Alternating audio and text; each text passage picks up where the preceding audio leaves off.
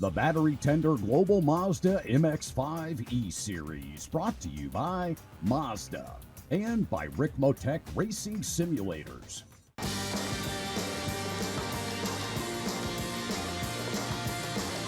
We've seen a lot over 150 years. That doesn't mean we've seen it all.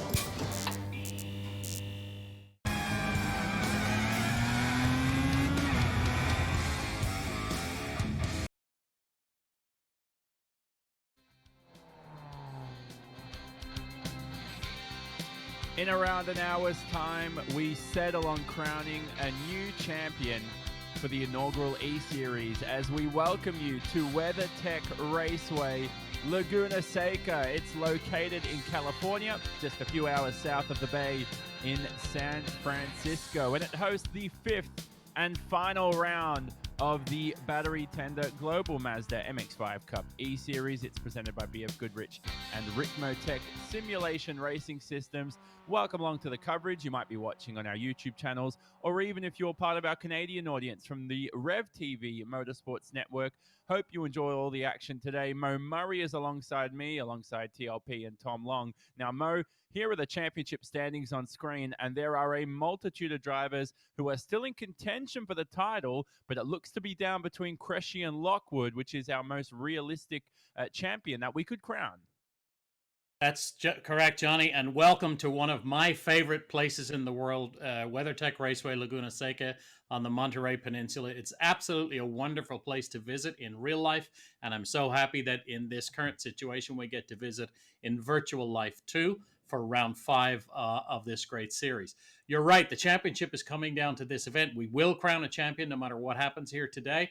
And at the top of the timesheets, or at the top of the points table, I should say, Matt Cressy from just up the road in the Bay Area leads with 95 points. But just 7 points behind him is young Brian Lockwood, the only driver on the season so far to have 2 wins. And as qualifying is coming to a close, remember, pole position gets 1 point. So, and Cressy and Lockwood are at the top of those timesheets. It looks like maybe Cressy's going to hold on. So that will move that gap to 8 points as we move into this final round. It's going to be a cracker of a final round. Tom Long from Mazda Motorsports, our very own Tom Long, will give us a good guide of the challenges and nuances that Laguna Seca presents.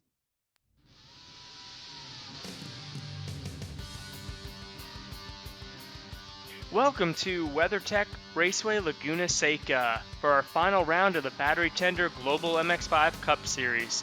As we crest over the hill down the straightaway into Turn 2, the famed hairpin, an excellent passing opportunity as we get out of the hairpin, and you can see it's a double apex, very tricky to get right.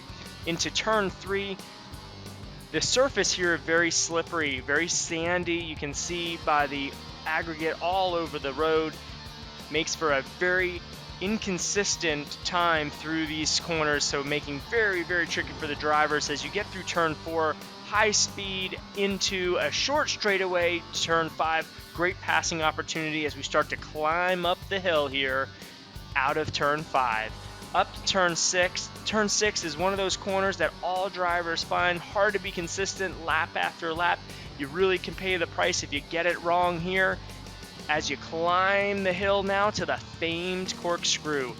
As we crest the brow into the corkscrew, we get into the braking opportunity. Not much of a passing zone here, but now we drop down 9 stories into Turn 9.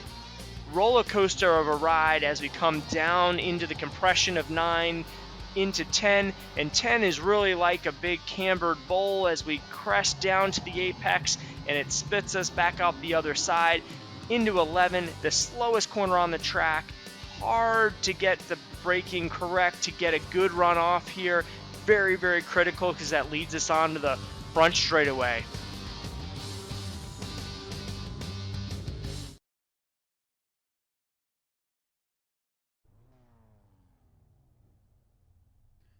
We've got a formation lap and a grid to settle for this race. Qualifying's over and we're ready to go for the race this afternoon. It's time to look at the grid for all your racing action. the Mazda pace car will take over from the iRacing pace car. And how about this, Tony Laporta, Matt Cresci, Brian Lockwood, 2 championship challengers right up there on the front row. Yeah, don't you love it, Johnny? The championship comes all the way down to the season finale here today at WeatherTech Raceway Laguna Seca. And Matt Cresci, Brian Lockwood, the 2 guys we've been watching this whole series, are right up there at the very front. Stephen McAleer, who had a podium result last week at Mid-Ohio Sports Car Courses, are up there. Aaron Johnson starting really well. Glenn McGee, the virtual driver turned into real racer, starting 5th. Justin Piscatel is 6th. Gresham Wagner starts 7th. Colorado's Harry Voigt, who looks really good at Road America, rolls 8th. Celine Roland is still mathematically in the championship fight as he drives for Celine Motorsports. Jackson Robillard rounds out your top 10, and then Carter and David Staub are row number 6. Tom Long, WeatherTech Raceway Laguna Seca is about as technically challenging as it gets, whether you're in a real race car or the virtual MX-5 Cup cars. One interesting point I want to hear from you on, as we have this great aerial shot of the cars as they make their way around the formation lap, the dust that is even simulated here in iRacing is on the track here at WeatherTech Raceway Laguna Seca. Just one more piece that makes this track so difficult to get around. It certainly does. I mean, the inconsistency potential with the sand kicking out onto the track or through the apex curbs or the exits just adds an extra element of intrigue as we get into our final event here. I'm really curious, as you mentioned here in the grid, we've seen some really strong movers throughout the season, as you mentioned with Aaron and Jackson and Mr. Piscatel up front here. So really exciting to see progression as this series goes on, as we'll see what happens if that has any shakeup in the championship implications.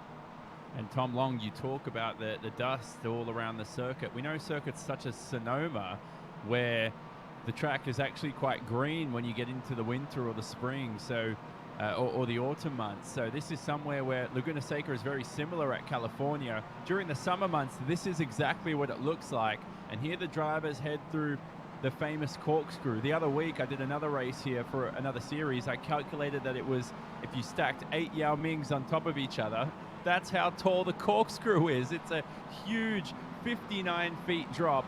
And if you drop if you stack one of the tallest NBA players of all time, you'll have a full 8 of them to make up the amount of drop that you cover in such a short distance. But here we go for the race, a championship on the line.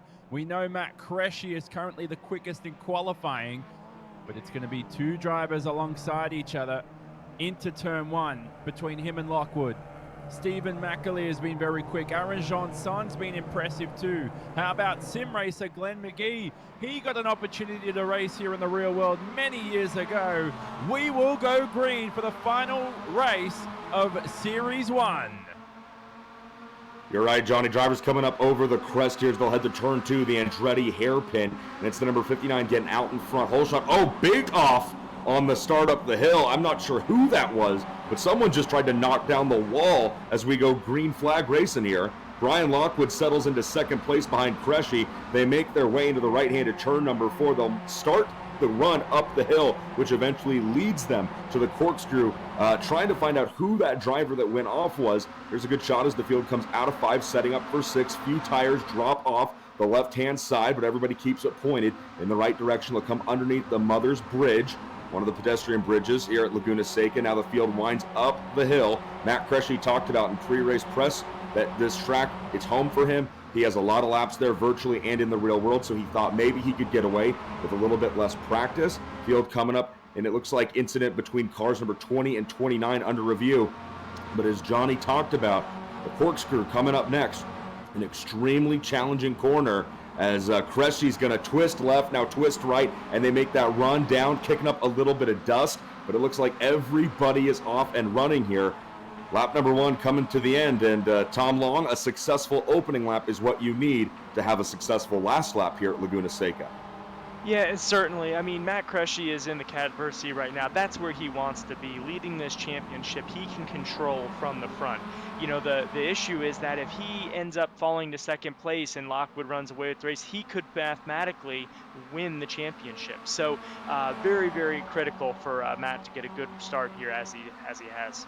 Sounds like Gabaldoni, the driver that was involved in the off 1 lap ago, right where you see the drivers coming out of the left-hand kink, turn number 1, and then down through the Andretti hairpin, turn number 2. There's a live look at your leaderboard. Sounds like driver car number 20 is going to be assessed a drive-through penalty for the incident on the start over in corner number 1. Field now making their way out of 4, underneath the tire bridge, into 5. Creshy's your leader, Lockwood, McAleer, top 3, Janson up to 4th, McGee sitting in P5, then it's Wagner, Roland, David Staub up to 8th, Justin Piscatel 9th, and then it looks like Michael Carter and Harry Voigt are having a good battle inside the top 10 right now. Mo Murray, do we got any of our Mazda DPI drivers in the field with us tonight?